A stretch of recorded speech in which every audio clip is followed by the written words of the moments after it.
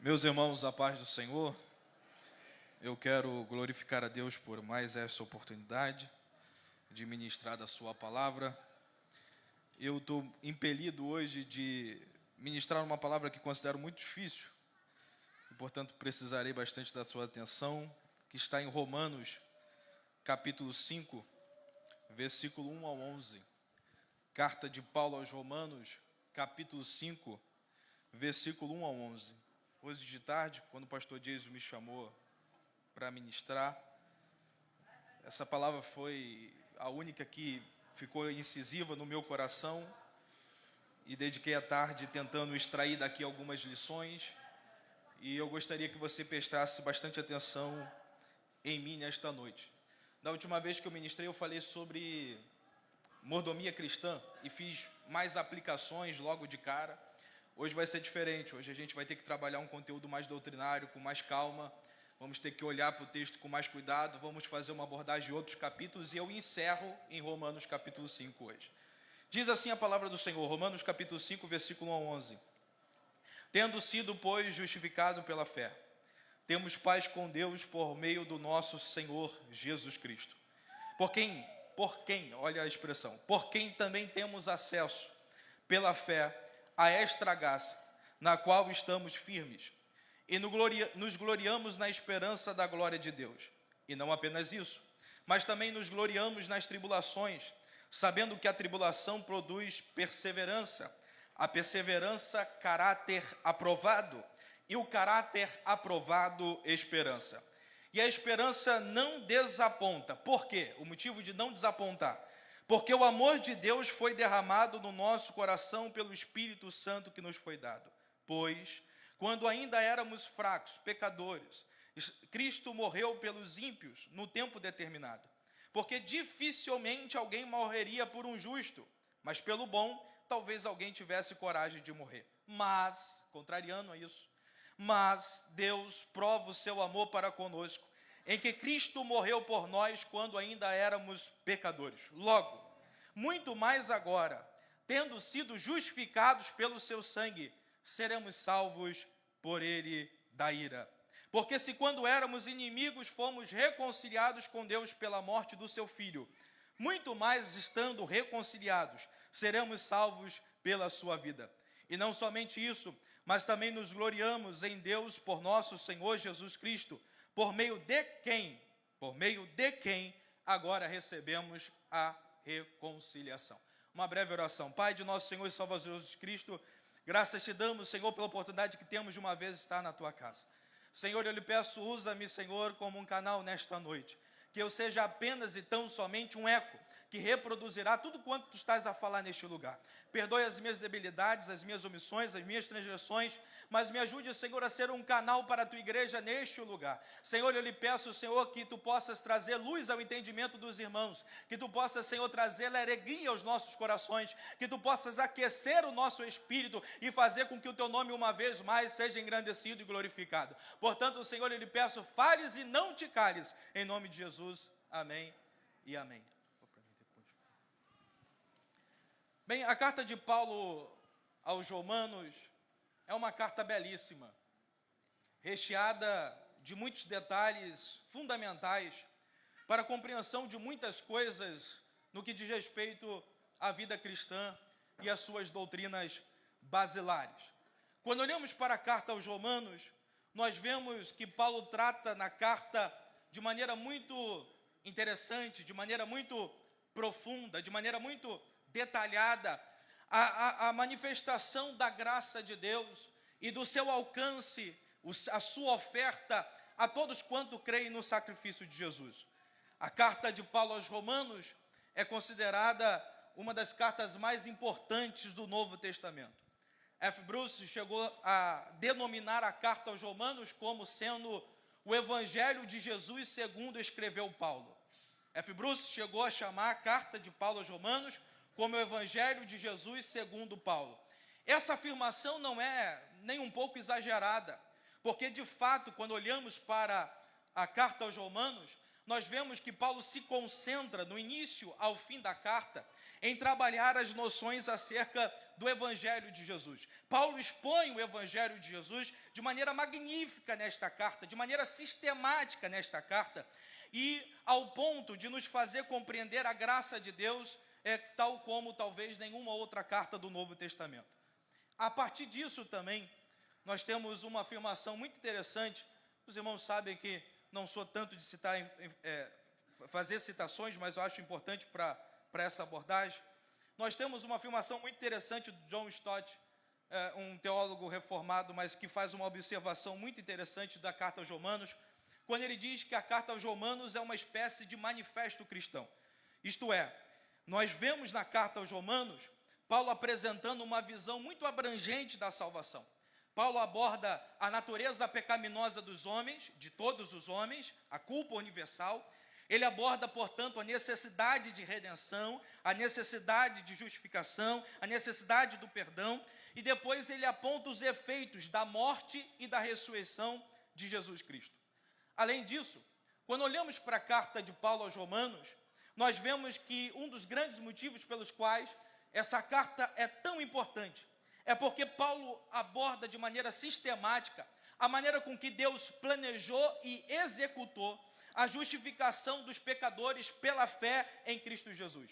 Paulo escreve esta carta a fim de solidificar, e por que não dizer, de certa forma, corrigir, os irmãos da igreja de Roma, no que diziam respeito à fé no Senhor Jesus. É preciso lembrar que Paulo, quando escreve a carta aos Romanos, ele escreve a um grupo de igreja que tinha tanto judeus quanto gentios, judeus convertidos e gentios convertidos. Mas, quando olhamos para o contexto da igreja primitiva, nós sabemos muito bem que, quando a igreja nasce, ela nasce majoritariamente de judeus convertidos. Paulo, portanto, escreve esta carta a fim de estabelecer uma base doutrinária claríssima, muito nítida, acerca do plano da salvação e os seus efeitos. E Paulo assim o faz porque ele tem como desejo fazer com que os judeus e gentios convertidos desta igreja, desta comunidade da fé, pudessem crescer na instrução que agora ele está apresentando, bem como solidificar a sua fé no Senhor Jesus e viver de maneira tal como Jesus gostaria que eles vivessem. E por que não dizer da maneira com que Jesus gostaria que nós vivêssemos. Agora, quando nós olhamos para a carta aos Romanos ainda, nós bem sabemos que a carta aos Romanos tem como tema a justificação pela fé. Esse é o tema central, esse é o ponto que Paulo vai trabalhar em todos os capítulos desta carta.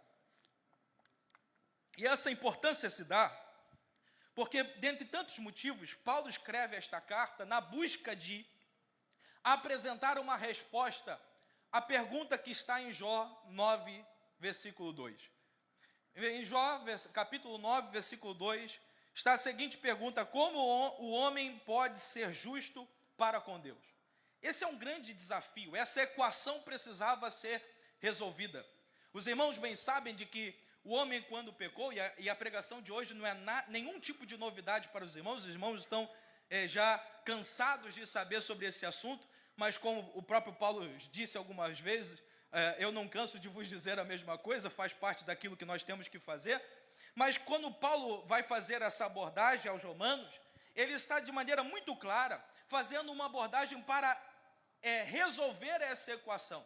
Nós temos de um lado um Deus santo, um Deus justo, onde não há pecado, onde não há dolo, onde não há culpa. Do outro lado nós temos o homem caído, o homem a serviço de Satanás, o homem debilitado pela sua natureza caída. Como agora fazer com que esse Deus santo se relacione com este homem pecador? Como resolver o problema da humanidade, uma vez que para se relacionar com Deus santo, ela não poderia estar no estado de pecaminosidade tal como está? Quando nós olhamos para isso, nós vemos o desafio que é Paulo abordar esse conteúdo no decorrer da sua carta. Eu sei que está ainda um pouco difícil, mas daqui a pouco esclarece.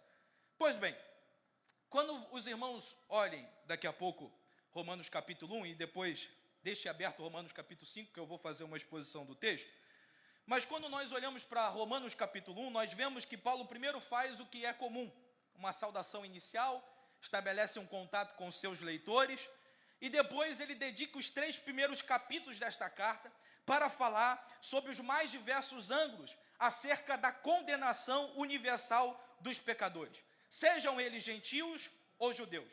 No capítulo 1, por exemplo, dos versículos 16 ao 32, nós vemos Paulo falando acerca da ira de Deus para com a humanidade.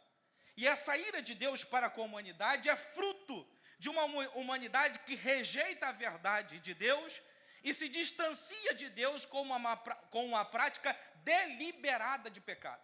Quando os irmãos, depois, se quiserem olhar para Romanos capítulo 1, os irmãos vão ver esse estado de debilidade humana, mas não somente de estado de debilidade, mas de decisão. A decisão de uma perpetuação no afastamento de Deus. Isso é um grande problema. Nós vivemos em um tempo de inversões de verdade. Nós vivemos em um tempo onde há verdades relativas. Nós vivemos em um tempo onde há o que o Elias Torralbo chama de descongelamento do sólido. Tudo aquilo que é básico da sociedade, tudo aquilo que é estrutural da sociedade, nós estamos vendo ruindo dentro da nossa frente.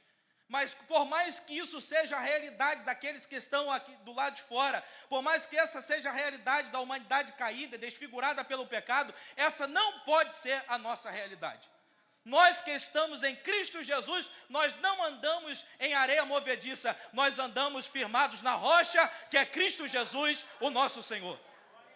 Por mais que a humanidade esteja em passos oscilosos, por mais que os seus caminhos não sejam caminhos aplanados, a igreja de Cristo não anda em areia movediça, a igreja de Cristo anda com os passos firmes na rocha, sabendo para onde está indo e sabendo o motivo pelo qual ela serve ao Senhor Deus Todo-Poderoso. Paulo faz essa abordagem no capítulo 1, falando acerca desse distanciamento, e Paulo estabelece então uma argumentação muito importante. Paulo argumenta que a humanidade rejeitou a Deus e não o reconheceu como Criador e Senhor do universo. Diante disso, portanto, a humanidade troca a verdade de Deus pela mentira, passando a adorar ídolos e estabelecendo os seus desejos vis como um verdadeiro culto pagão. Nada muito distante daquilo que nós vemos. Nós vivemos em uma cultura altamente hedonista. O desejo, a vontade se torna regra, se torna um fator a ser obedecido e ser obedecido de imediato. Afinal, se te faz feliz, não tem nenhum problema. A nossa sociedade diz isso ao tempo todo. Essa sociedade hedonista, essa sociedade que se prende nos seus desejos, essa sociedade que se prende nas suas vontades, é uma sociedade distante de Deus. E qual o problema disso? Paulo, quando vai falar sobre isso, ele estabelece a sentença mais terrível, talvez, da Bíblia. A sentença do afastamento definitivo de Deus pelo abandono.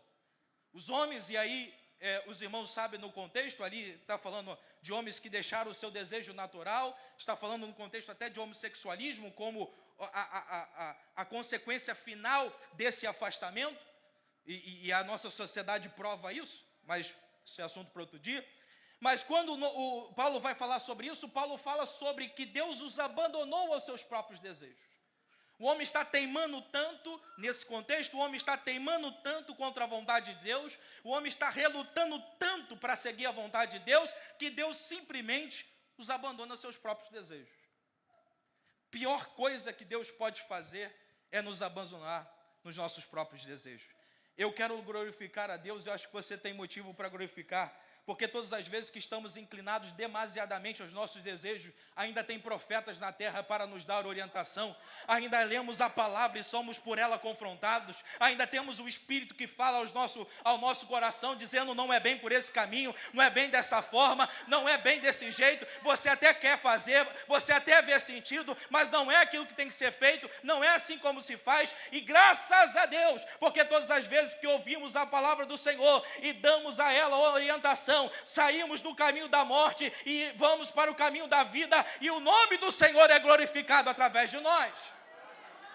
Graças a Deus que Deus não nos abandonou aos nossos próprios desejos, e nem devemos insistir nesse caminho. No capítulo 2 de Romanos, Paulo já vai fazer uma abordagem um pouco mais profunda. No capítulo 1, ele faz a abordagem desse estado de pecaminosidade que engloba a todos. No capítulo 2, ele fala da consequência disso, apresentando o julgamento de Deus. E quando Paulo vai apresentar o julgamento de Deus, Paulo argumenta que Deus julgará todos os seres humanos sem nenhum tipo de diferenciação. E por que isso? Porque todos nós estamos debaixo do delito e do pecado, irmãos. Todos nós, todos os homens estão debaixo do delito e do pecado. Todos os homens estão afastados de Deus. Não há um justo sobre a terra, nenhum sequer. Não há ninguém que possa vangloriar-se em si mesmo e dizer que por si mesmo tem condição de salvar-se. O homem não tem condição de salvar-se. E Paulo está apresentando isso em capítulo 2 de Romanos. Como eu disse, ele está escrevendo a judeus e gentios, e os irmãos bem sabem que no contexto da igreja primitiva, os judeus convertidos ainda achavam que tinham status de predileção da parte de Deus. E Paulo vai colocar todo mundo no seu devido lugar, dizendo, não há nenhum tipo de predileção. O judeu não é melhor, o gentio não é inferior, estão todos equiparados. Todos pecaram. Todos estão destituídos da graça de Deus. Todos estão afastados de Deus. Isso é importante, porque no capítulo 3 ele ainda aprofunda isso mais. No capítulo 3, Paulo fala sobre, digamos assim, entre aspas, a vantagem dos judeus por terem sido, digamos, os portadores da lei, os propagadores da lei. Mas ele deixa claro de que, no que diz respeito à salvação, no que diz respeito à garantia da salvação, não há vantagem nenhuma entre judeus e gentios. Paulo coloca isso claro quando vai trabalhar, por exemplo, no final do capítulo, acerca da circuncisão do coração. Os irmãos que estão acostumados com o estudo de Romanos sabem que o estudo a Romanos é feito junto com o estudo aos Gálatas, e Paulo usa essa mesma expressão aos Gálatas, falando acerca da insensatez dos Gálatas, em ter deixado a palavra do Evangelho e ter voltado às práticas religiosas que em nada aproveitavam para a salvação. E aí Paulo vai trabalhar sobre isso, dizendo que o que faz a verdadeira diferença não são as coisas exteriores, não é a circuncisão propriamente, mas é a obediência a Deus, e é sobretudo a fé em Deus. Se os irmãos olharem depois para o capítulo 4 de Romanos, Paulo vai trabalhar isso muito bem. Parece até que nós estamos lendo o livro dos Hebreus. Paulo vai trabalhar com muita profundidade no capítulo 4 de Romanos acerca da salvação por meio da fé, estabelecendo Abraão como esse exemplo. Mas quando nós olhamos ainda para o capítulo 3, é preciso analisar um último ponto para a gente mudar um pouco a nossa abordagem. No capítulo 3, Paulo estabelece aquilo que nós chamamos de culpa universal. No versículo 9 ao versículo 20, Paulo argumenta que todos os seres humanos, judeus e gentios, são culpados diante de Deus. Todos eles precisam de salvação. Paulo cita, inclusive, algumas afirmações do Antigo Testamento para mostrar que não há, diante de Deus, ninguém justo. Ou seja, Paulo está demonstrando aqui que todos têm a necessidade de salvação por meio de Cristo. E sem Cristo nós estamos completamente mortos em delitos e pecados. Vivemos escravizados pelo diabo e debaixo da ira de Deus. Isso se dá por quê? Alguém talvez, ainda mais no nosso contexto social que é tão complicado, mas às vezes alguém que nunca ouviu talvez a palavra do Evangelho possa se perguntar, mas que culpa eu tenho? O que eu carrego que traz esse afastamento? E a gente precisa se lembrar de que o homem, todo homem, nasce miseravelmente pecador. Nós somos frutos de um molde que se desfigurou pelo pecado.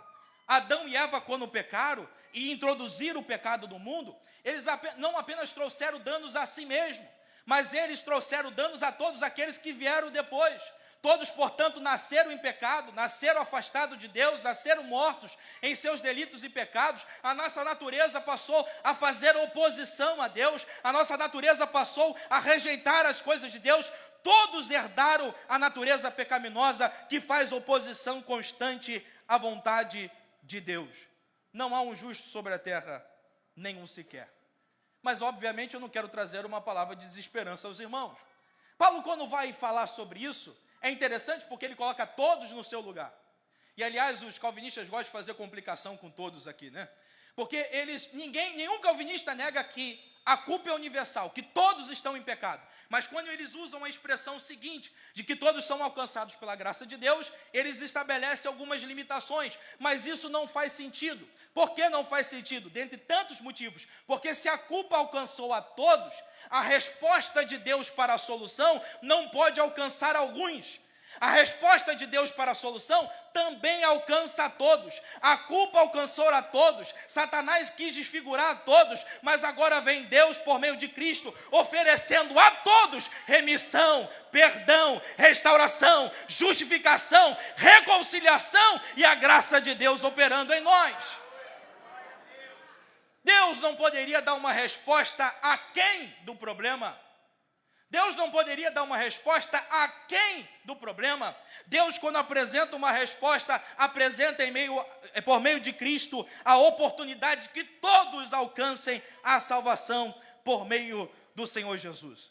Ainda finalizando essa parte um pouco mais introdutória, eu gostaria de trazer a observação de que Paulo está argumentando que não há distinção entre judeus e gentios no que diz respeito à salvação.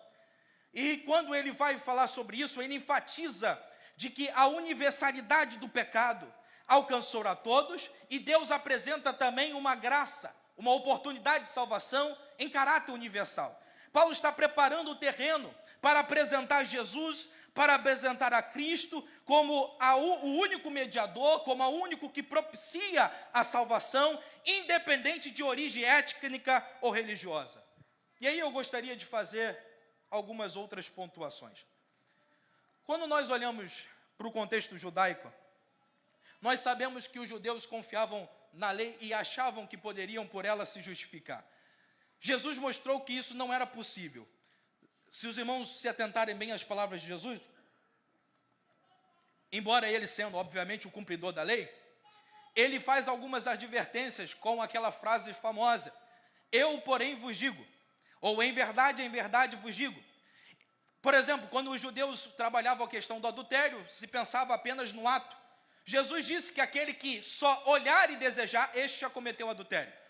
Os judeus tratavam o assassinato como ato. Jesus diz que aquele que em seu coração odiar o irmão, este cometeu o assassinato. Jesus não está apenas mostrando um nível maior, Jesus está mostrando que é impossível cumprir a lei em sua totalidade. O homem não tem condição de cumprir a lei. O homem não tem condição de fazer o cumprimento cabal da lei. A lei era uma espécie de espelho.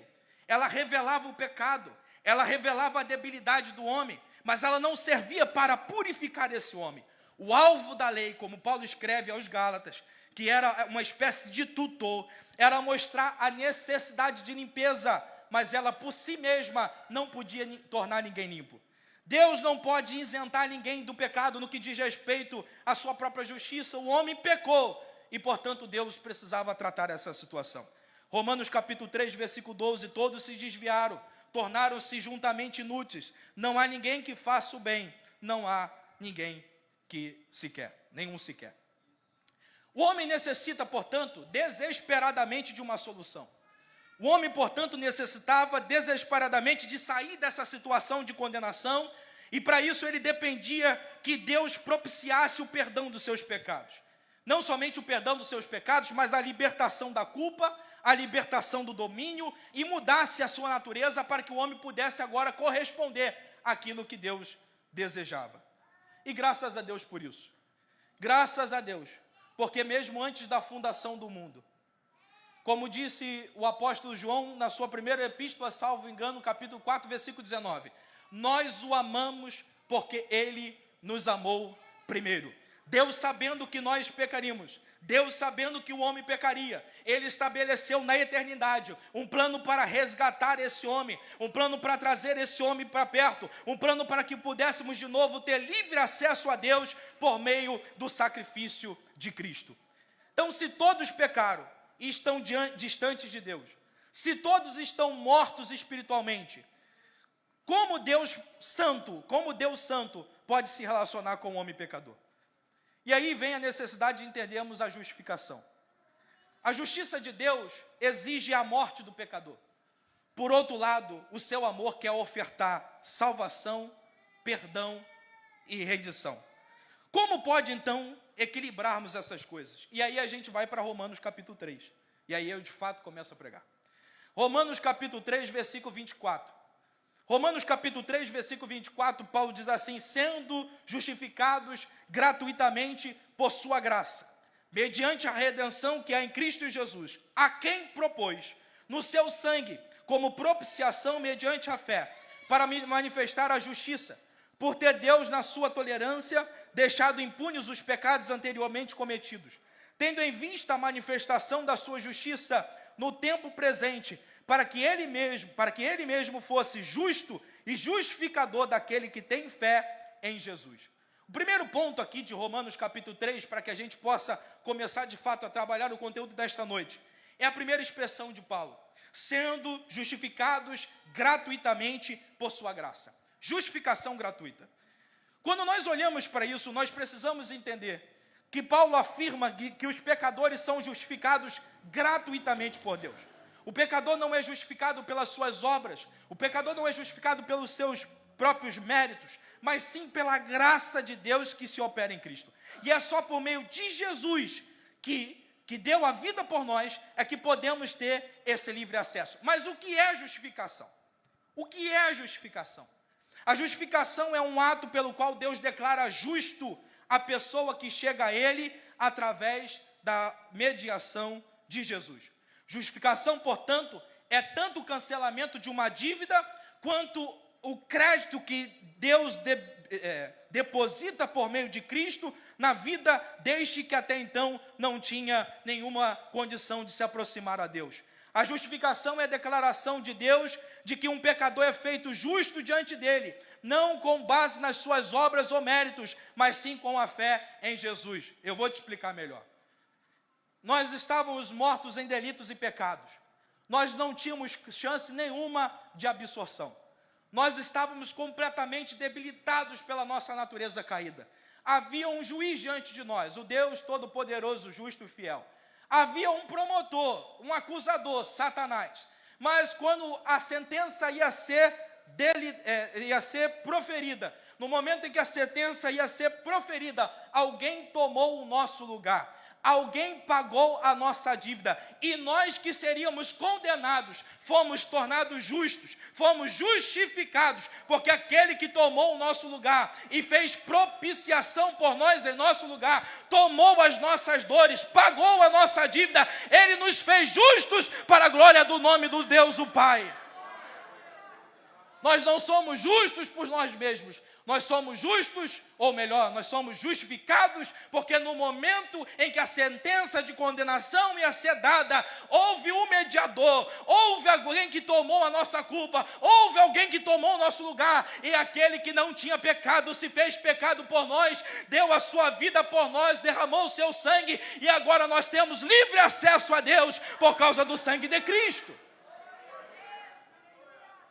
A justificação não é mérito humano, não é fruto daquilo que eu faço, não é fruto da minha religiosidade. Portanto, irmãos, nós precisamos ter em mente de que a justificação é um ato da graça, do favor imerecido de Deus.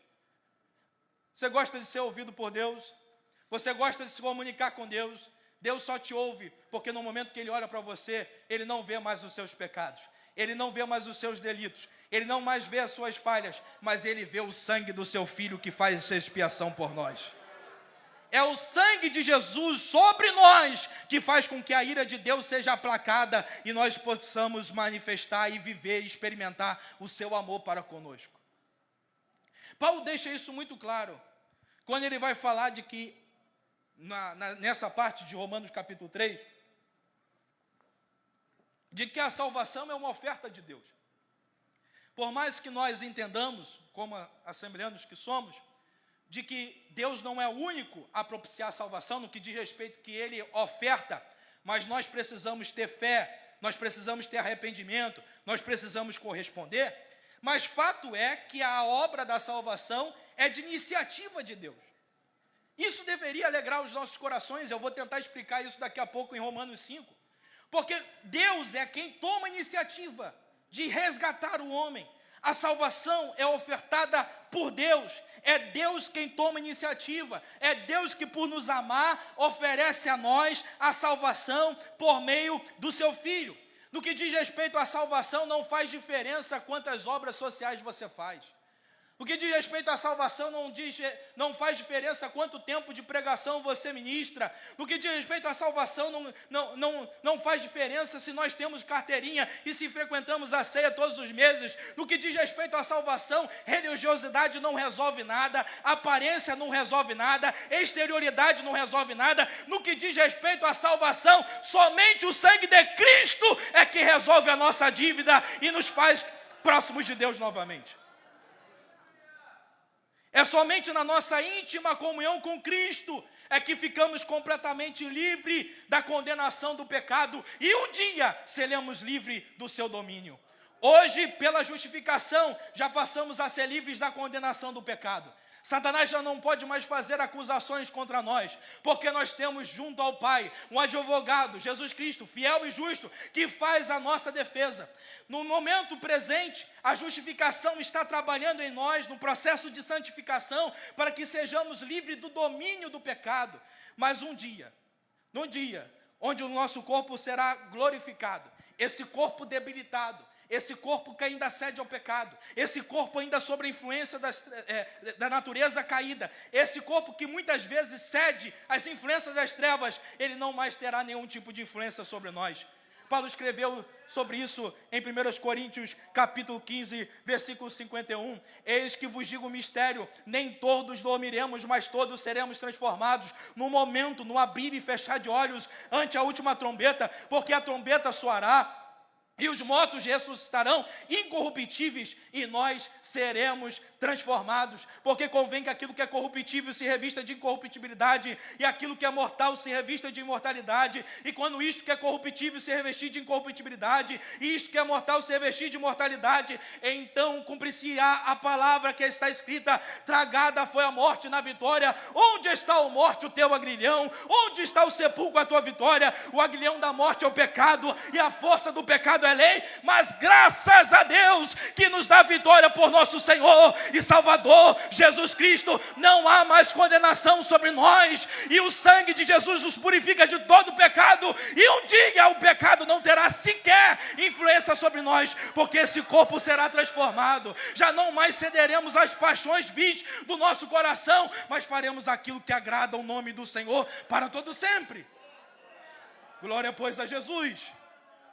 Para finalizar, Romanos 3 e para irmos para Romanos capítulo 5. Existem duas expressões aqui fundamentais em Romanos capítulo 3. Eu sei que o conteúdo hoje é mais denso, mas faz parte. Paulo disse aos Colossenses algo que eu gosto muito, que Paulo diz: eu não me esquivei de pregar a vocês todo o conselho de Deus. Tem dia que a gente vem ministrar aqui uma palavra mais prática, mais objetiva. Tem dia que é uma palavra um pouco mais dura. Tem dia que é uma palavra doutrinária, e faz parte. Nós temos que ser discipulados, disciplinados, corrigidos e orientados pela palavra do Senhor. Paulo diz em Romanos capítulo 3 duas expressões fundamentais. Paulo usa a expressão redenção e propiciação. Essas duas afirmações que nós vemos em Romanos 3, versículo 24 e 25, elas são fundamentais, porque, por exemplo, quando Paulo usa a expressão redenção, os irmãos bem sabem que redenção está dentro do contexto de mercado de escravos. A redenção consiste na compra de um escravo e na sua imediata libertação. Ocorre que quando o homem caiu no Éden, ele se vendeu para o pecado. Ele passou a ser escravo de Satanás sem qualquer esperança de libertação. Mas Deus, por meio de Cristo, mediante o seu sacrifício remidor, comprou-nos do mercado de escravos e nos deu liberdade. É preciso lembrar daquilo que Pedro escreve: nós não fomos comprados nem com ouro, nem com prata, mas com o precioso sangue de Cristo. Paulo, escrevendo aos Colossenses, diz que a cédula de condenação que havia contra nós foi cravada na cruz do pecado, na cruz do Calvário, perdão. E naquele momento, Deus humilhou potestades e principados, mostrando que Ele tinha, Ele mesmo, feito o resgate das nossas vidas. A redenção é fundamental. Mas outro ponto importante aqui é propiciação. Quando os irmãos se os irmãos lembrarem, por exemplo, de Levítico capítulo 23, os irmãos vão se lembrar de que era celebrado, digamos assim, ou era feito anualmente, a entrada do sumo sacerdote no lugar santíssimo. Ele ia ao lugar santíssimo para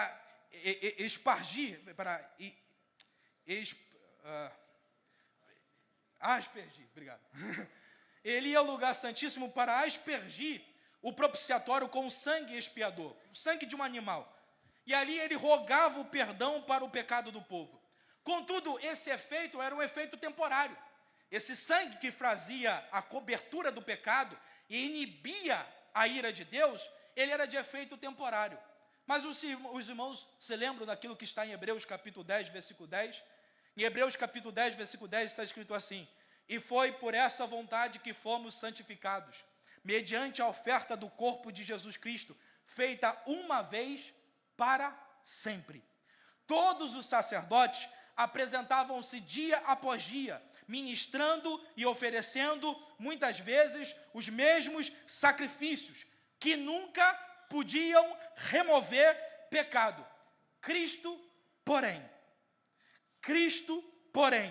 tendo oferecido para sempre um único sacrifício pelo pecado, assentou-se à direita de Deus, e daí por diante, esperando até que seus inimigos sejam postos por estrados dos seus pés, porque com um só sacrifício aperfeiçoou para sempre aqueles que estão sendo santificados. Enquanto no Antigo Testamento a oferta para a remissão de pecado tinha efeito temporário, e o sangue de Cristo fazendo cobertura tinha efeito temporário, o sacrifício de Cristo foi garantia para nós perpetuamente. Deus, quando olha dos mais altos céus e olha para a igreja de Cristo e olha para a igreja de Mantiqueira hoje, Ele está vendo o sangue de Cristo cobrindo cada um de nós, e é porque somos cobertos pelo sangue de Cristo é que podemos dizer com ousadia: Abba, Pai.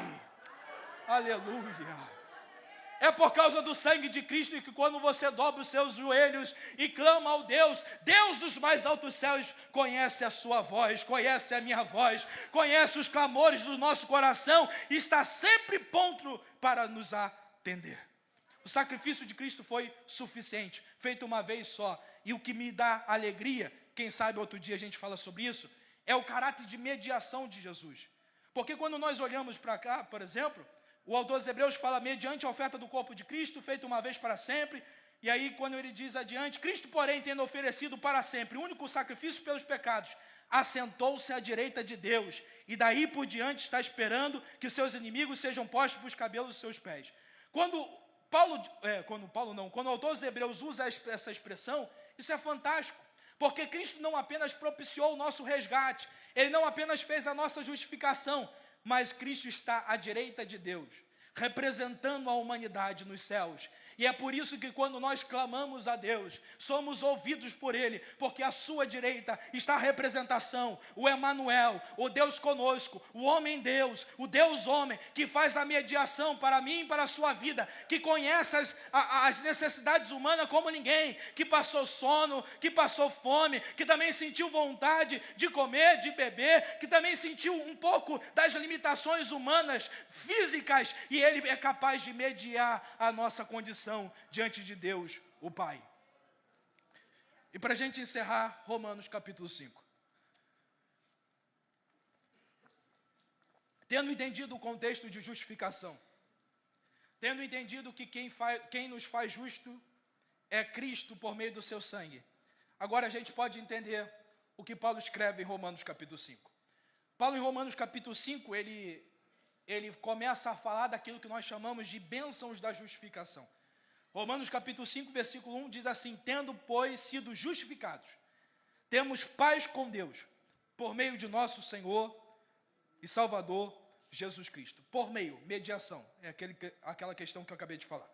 A justificação é um ato de justiça de Cristo creditado em nossas vidas, e isso nos dá paz com Deus. Deus não ouve a sua oração por seu status social. Seu status social não muda nada. Sua conta bancária não muda nada. O seu tipo de posição no reino não muda absolutamente nada. Aliás, deixa eu até fazer uma observação aqui. Tiago, o irmão do Senhor, quando escreve a sua epístola, ele inicia a sua epístola dizendo assim: eu, Tiago, servo de Jesus Cristo.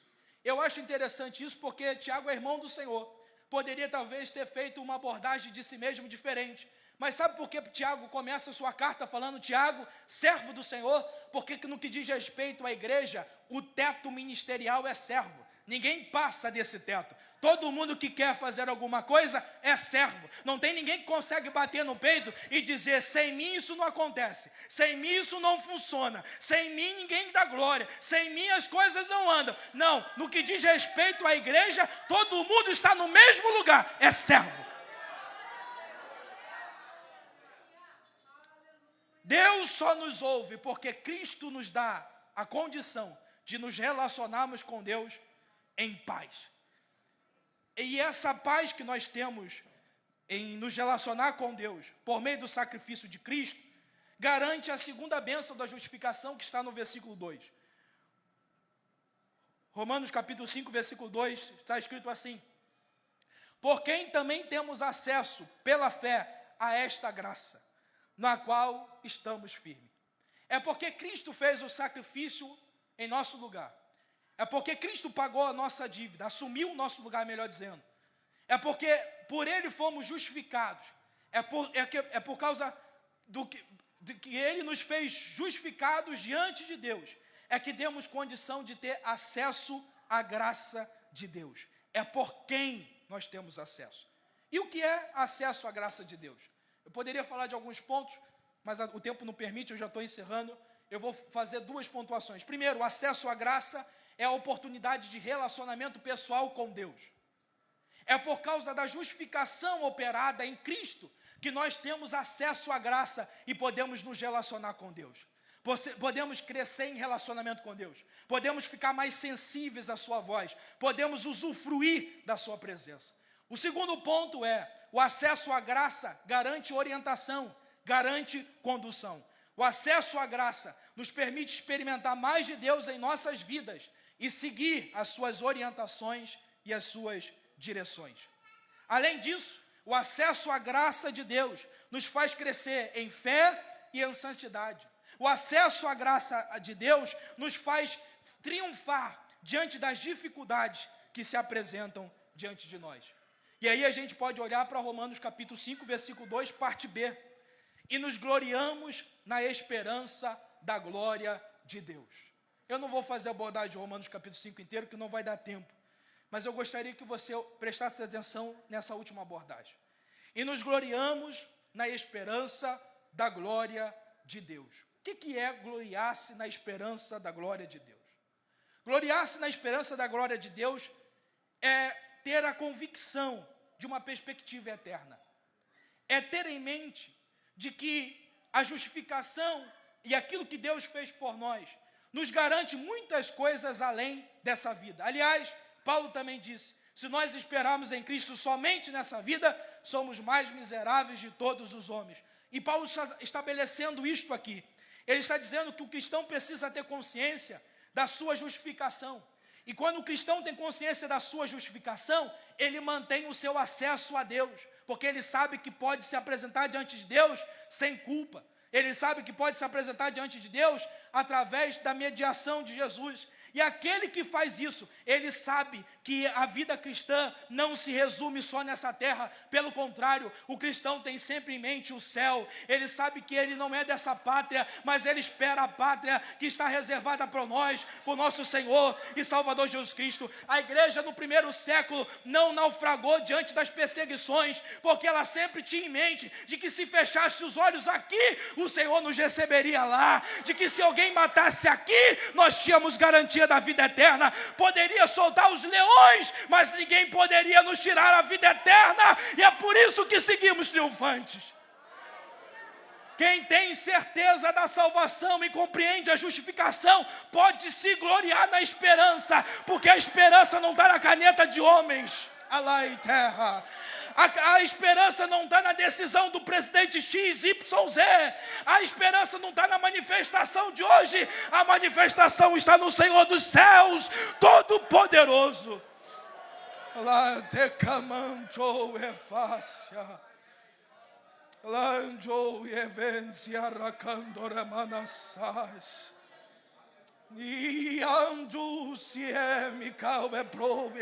Se nós entendermos isso, a nossa vida seria diferente. Nós precisamos entender de que essa esperança nos ajuda a resistir diante das dificuldades e desafios, porque nós sabemos que assim como Deus trabalhou para nos resgatar, Ele continua trabalhando para garantir de que nós nunca perdamos o nosso acesso a Ele, e a vida eterna está garantida por meio de Cristo, e ninguém pode tirar de nós.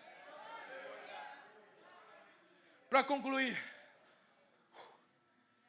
versículo 3 ao 5 de Romanos capítulo 5, diz assim: e não apenas isso, mas também nos gloriamos nas tribulações, sabendo que a tribulação produz perseverança, e a perseverança, caráter aprovado, e o caráter aprovado, esperança, e a esperança não desaponta. A esperança não desaponta, porque o amor de Deus foi derramado no nosso coração pelo Espírito que nos foi dado. Presta atenção e a gente encerra.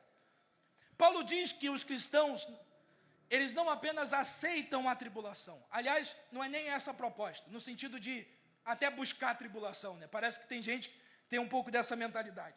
Mas o que Paulo está dizendo é que os cristãos não apenas entendem de que precisam aceitar que nas suas vidas passarão por momentos de tribulação, mas o que Paulo está dizendo é algo sensacional, mas altamente confrontador. O que Paulo está dizendo é que o cristão precisa aprender a se gloriar na tribulação. O que é se gloriar na tribulação? É ver em meio ao caos uma oportunidade. Qual oportunidade? A coisa está apertada, mas quanto mais se aperta, mais eu posso crescer em experiência com Deus e viver algo que nunca vivi até hoje. Você lembra dos discípulos atravessando para ir para Gadara? O mar começa a se agitar, e eles dizem: quem é este que até o vento e o mar lhe obedecem? Muitos pregadores gostam de fazer crítica nisso, e até podem fazer, mas eu gosto de ver sobre outra perspectiva. Eles ainda não tinham vivido isso. Eles estão perplexos porque está vendo um Jesus fazer algo por eles que eles ainda não tinham visto. Então, irmão, em nome de Jesus, se a porta está fechada e a porta não se abre e o recurso financeiro não vem por meios humanos, ore e contemple aquilo que o Senhor fará para a sua vida. Se o homem diz que não tem cura à enfermidade, ainda há um Deus dos céus que reverte quadro e cura qualquer enfermidade. Se alguém disse que é infértil, não pode ter filho, você sabe que Sara, mesmo sendo velha, avançada em idade, o Senhor tornou o seu choro em riso, porque Deus não é limitado por nada e por ninguém. O cristão tem alegria e esperança em meio ao caos, porque ele sabe que Deus não sucumbe diante do caos, Deus não é limitado diante do caos. O homem pode dizer o que quiser, mas a última palavra vem do Senhor, nosso Deus Todo-Poderoso. É por isso que o cristão deve não apenas resistir diante da adversidade, mas ele deve até se alegrar. Se alegrar, porque a sua fé ficará mais forte depois do caos. Se alegrar porque Deus está dando uma oportunidade de vê-lo fazer algo que até então você não viu. Se alegrar porque na medida com que você vai tendo experiência, você vai tendo cada vez mais convicção daquilo que Deus fez, daquilo que Deus faz e daquilo que Deus fará. A esperança não desaponta, porque o amor de Deus está derramado nos nossos corações pelo Espírito Santo. Ou seja, o que Paulo está dizendo é: não tem motivo de você ficar com medo em esperar em Deus, em ter expectativas em Deus, porque o amor dele, que já foi dado por meio de Cristo, que nos justificou, mesmo sendo nós ainda pecadores, nos fez justos diante de Deus, mesmo quando não merecíamos. Esse mesmo amor é que garante com que eu e você estejamos de pé hoje, e é o mesmo amor que nos garante que estaremos de pé até a volta de Jesus Cristo, nosso Senhor. Não há motivo de se desapontar, porque o amor dele é a nossa garantia. E se nós entendêssemos isso, eu acho que teríamos uma vida muito mais feliz no Senhor. Irmãos, não sei se consegui me fazer claro, mas nesta noite, Põe-se em pé, por favor. O que eu creio que Deus quer comunicar a nós é que nós precisamos nos apegar ao Deus misericordioso e amoroso, que nos deu a oferta de salvação por meio de Cristo, nos fez justos, mesmo quando não merecíamos, e agora nós temos livre acesso a Deus, podemos ter acesso à graça, podemos ter acesso à graça, e o acesso à graça nos faz nos gloriarmos diante das dificuldades, e isso nos garante com que mantenhamos a nossa fé firme e inabalável até o glorioso dia de nosso Senhor e Salvador Jesus Cristo. Então eu gostaria de orar com os irmãos antes de fazer o apelo. Eu não sei qual adversidade você está. Eu estou num quadro de adversidade. Eu não vou tecer detalhes, mas eu estou num quadro de adversidade. Eu estou com uma doença incurável. Eu estou com um diagnóstico incurável. Mas eu estou entendendo que na medida com que nós servimos ao Senhor, na medida com que ofertamos a nossa vida a Deus, Deus é poderoso para fazer do caos bonança. Deus é poderoso para nos dar condição de triunfarmos em meio às dificuldades. E não há motivo de desapontarmos, porque o amor dele nunca nos abandona. Eu não sei qual é o teu quadro, mas vamos orar nesta hora. Senhor, eu preguei a tua palavra. Limitado como sou, incapaz como sou. Senhor, mas que a consciência do teu amor nos constranja nesta noite. Senhor, que possamos nos apegarmos à vida eterna, que possamos nos apegarmos ao Senhor Deus Todo-Poderoso, que possamos ter certeza de que aquele que nos justificou por meio de Cristo, nos manterá firmes até o dia glorioso de nosso Senhor. Senhor, que corações que chegaram aqui desanimados, sejam revestidos de ânimo pelo poder do nome de Jesus. Que aquele que chegou aqui fraco na fé, seja fortalecido no Senhor, para a glória do teu nome. Ah, Senhor, não há motivo de tristeza, não há motivo de desesperança, porque tu és a nossa esperança. E mesmo que as coisas aqui findem, oh Senhor, há um céu de glória que nos espera.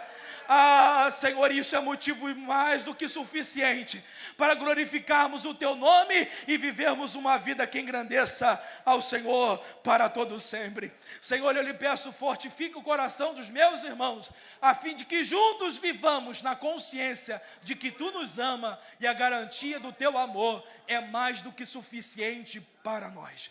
Que Deus vos abençoe em nome de Jesus.